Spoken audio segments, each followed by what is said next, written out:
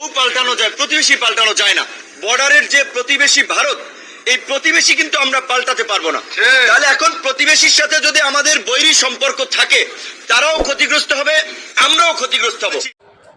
5ই আগস্টের শেখ হাসিনা সরকারের পতন হওয়ার পর প্রতিবেশী দেশ ভারতের সাথে বাংলাদেশের সম্পর্কের অবনতি ঘটে এবং ধীরে ধীরে তা অনেক খারাপের দিকে চলে যায়।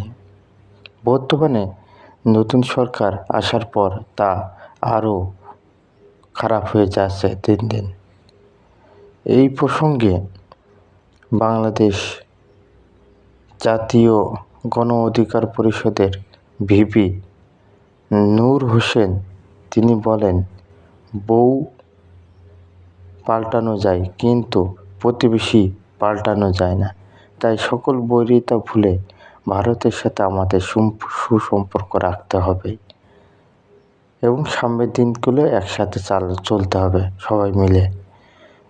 বন্ধুরা, আপনারা ভিপি নূর হোসেনের কথাগুলো কীভাবে মূল্যায়ন করবেন তা অবশ্যই কমেন্ট বক্সে জানাবেন এবং ভিডিওটি ভালো লাগলে লাইক